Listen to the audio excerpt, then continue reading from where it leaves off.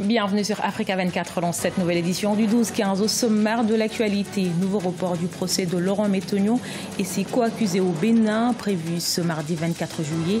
Il a été renvoyé au 31 juillet, le juge en charge de l'affaire étant absent pour cause de mission. Au Burkina Faso, Zéphirine Diabré plébiscité à la tête de l'Union pour le progrès et le changement. Le principal parti d'opposition tente ainsi de faire peau neuve en vue de la présidentielle de 2020. Et puis avec 10% de sa surface occupée par des cours d'eau, l'accès à l'eau semble difficile au Rwanda. Pourtant, le pays ambitionne d'atteindre un niveau d'approvisionnement en eau de 100% en 2018. Mais tout d'abord, il succède à Lofti Brahim limogé le 6 juin 2018. En Tunisie, Hichem Fourati a été nommé ministre de l'Intérieur par Youssef Chahed, le chef du gouvernement, ancien conseiller des services publics. Hichem Fourati occupait le poste du chef de cabinet du ministre de l'Intérieur depuis 2015. Toutefois, sa nomination a surpris la classe politique tunisienne qui attendait plutôt des éclaircissements sur la crise ouverte entre la présidence et l'exécutif. Il reste ainsi à Hichem Fourati à obtenir la confiance de l'Assemblée des représentants du peuple. Le procès en flagrant délit du syndicaliste Laurent Métognon et ses co-accusés a été renvoyé ce mardi au 31 juillet 2018. Il est accusé d'avoir placé l'argent de la Caisse nationale de sécurité sociale dont il était le président du conseil d'administration dans une banque à l'agonie contre rétrocommission.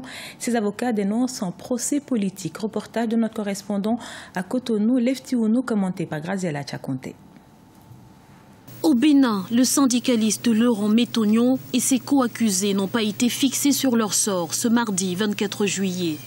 Le juge en charge de l'affaire étant absent pour cause de mission, les mis en cause dans l'affaire de placement des fonds de la Caisse nationale de sécurité sociale à la Banque internationale du Bénin sont retournés en prison sans connaître de délibéré. Nous tous, nous savons que ce dossier n'est pas un dossier ordinaire. C'est un dossier politique pour, n'est-ce pas, en finir avec un opposant politique de premier rang, à savoir Laurent Métognon. Au cours de l'audience du mercredi 27 juin 2018 au tribunal de Cotonou, le ministère public a requis 60 mois d'emprisonnement ferme contre les détenus. Les avocats de la défense ont plaidé pour la relaxe pure et simple de leurs clients. En tant que militant des droits de l'homme, n'est-ce pas, j'estime que ça, c'est une torture morale. Une torture morale, psychologique. Mais, n'est-ce pas, Métognon Laurent en a connu pire. Il en a connu pire. Ce n'est pas parce qu'on a connu pire qu'on va souhaiter en connaître davantage. Non.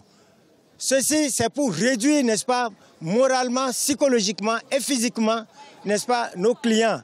L'ancien président du conseil d'administration de la CNSS, Laurent Métognon, et ses co-accusés sont détenus en maison carcérale depuis près de 8 mois, rappelant que l'affaire, révélée lors du conseil des ministres du jeudi 2 novembre 2017, fait cas d'un versement illicite d'un montant de 71 994 734 francs CFA au profit des dirigeants de la Caisse nationale de sécurité sociale. Sans surprise, Zéphirine Diabré, le président de l'Union pour le progrès et le changement au Burkina Faso, gagne à nouveau la confiance de ses militants. Chef du principal parti d'opposition, il a été reconduit ce dimanche à la tête de l'UPC pour les 4 prochaines années à 58 ans.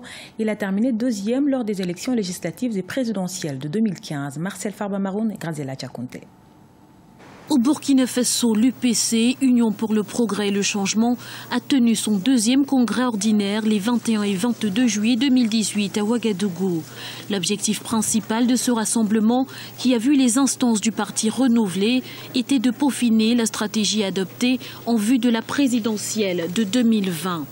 À l'issue de ce congrès, Zéphirine Diabré a été désigné président du bureau exécutif central. L'organisation, la structuration et l'administration du parti, la formation et la communication.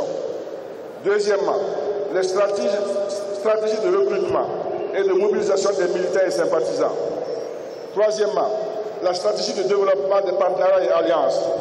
Et quatrièmement, le financement du parti. Cinquièmement, les questions d'actualité, en particulier le vote de nos compatriotes vivant à l'étranger. Une élection sans surprise à la tête d'un parti qu'il a fondé en 2010 et avec lequel il a terminé deuxième lors des élections législatives et présidentielles de 2015, derrière l'actuel président Roch-Marc Christian Kaboré. Zéphirin Diabré briguera-t-il à nouveau la magistrature suprême en 2020 ? Pour l'heure, les appels en ce sens se multiplient, mais le suspense reste entier. Le Congrès a démontré aussi une forte mobilisation. Il y a également le profil de son président qui est un économiste de développement chevronné, qui peut donc, à partir de là, tirer un profil électoraliste des échecs du gouvernement actuel. Les déclarations de candidature se font en général la dernière année de l'élection, du mandat. Donc je ne pense pas qu'il y ait vraiment un souci quant à ce que Zéphirin Diabré ne soit pas encore prononcé comme candidat à l'élection présidentielle. Un congrès extraordinaire devrait se tenir en 2019 pour désigner le candidat du parti.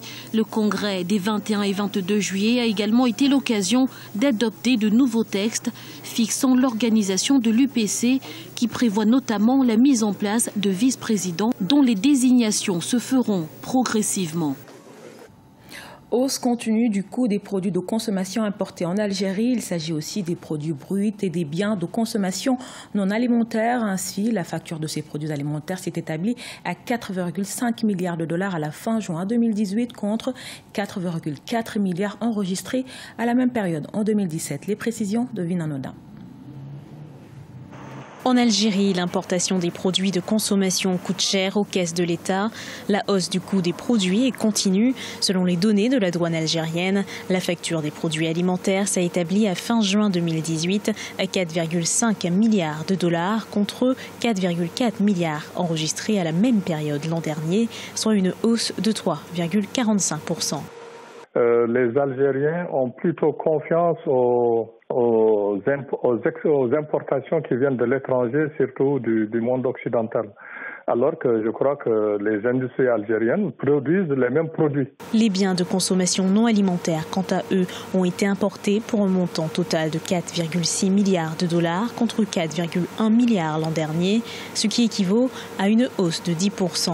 Les principaux fournisseurs du marché algérien sont l'Union européenne et l'Asie, une erreur pour certains économistes qui prônent le Made in Algeria. C'est du patriotisme économique. Maintenant, vous voyez, les Occidentaux le font. Ici en Europe, on le fait. En Asie, on le fait. La Chine le fait. Les États-Unis le font avec Trump. Vous avez vu la guerre commerciale qui risque de se déclencher. Pourquoi pas les États africains? Pourquoi pas l'Algérie? Il faudra privilégier la production interne, le Made in Algérie. Ça va soulager la balance commerciale algérienne. Et puis, en ce moment, l'Algérie pourra se concentrer à l'essentiel pour son développement économique. Pour rappel, de nouveaux mécanismes d'encadrement des importations de marchandises, dont des produits alimentaires, avaient été mis en place en janvier 2018 dans le but de réduire le déficit commercial et de promouvoir la production nationale. En Guinée-Bissau, les fonctionnaires continuent de faire pression sur le gouvernement. Ils ont entamé ce mardi 24 juillet une grève de 10 jours pour exiger une hausse du salaire minimum et de meilleures conditions de travail. L'Union nationale des travailleurs de Guinée-Bissau réclame un relèvement du salaire minimum de 19 200 francs CFA à 59 000 francs CFA. Pour rappel, fin mai 2018, les salaires des députés ont été revus à la hausse avec des avantages. Une situation inacceptable selon l'UNTG, centrale majoritaire dans la fonction publique avec 8 000 membres sur quelques 13 000 fonctionnaires. Le Rwanda fait figure de pro dans de nombreux secteurs sur le continent. Toutefois, la crise de l'eau semble un facteur de pauvreté dans le pays des 1000 collines. C'est dans ce contexte que le Sénat a interpellé le Premier ministre Edouard Ngirente pour apporter des précisions sur la stratégie gouvernementale en la matière. Les précisions de Nathalie Mo. Le Sénat rwandais est résolu d'auditionner le Premier ministre Edouard Ngirente au sujet de l'accès à l'eau potable des populations. Selon la 4e enquête intégrée sur les conditions de vie des ménages, 84,8% des Rwandais ont accès à des infrastructures hydrauliques. Pourtant, la Société de l'eau et de l'assainissement WASAC annonce offrir ses services à 60% de la population. Une disparité de chiffres, doublée d'une politique d'accès à l'eau, peu maîtrisée par l'opinion dans le pays, qui inquiète les sénateurs. Le gouvernement comptait collaborer avec le secteur privé. Il apparaît que cette sollicitation du secteur privé et des fonds n'a pas été actée à 100%.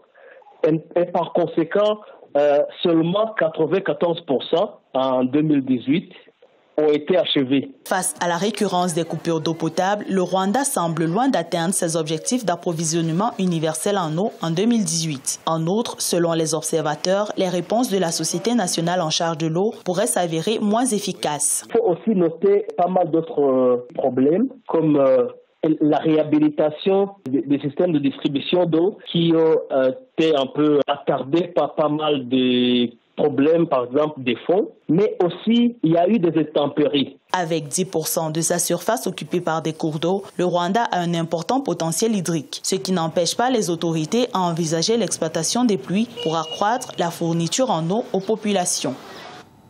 Ce journal a été réalisé par l'ensemble de la rédaction. Merci pour votre fidélité. Dans un instant, une nouvelle édition de l'actualité sur Africa 24.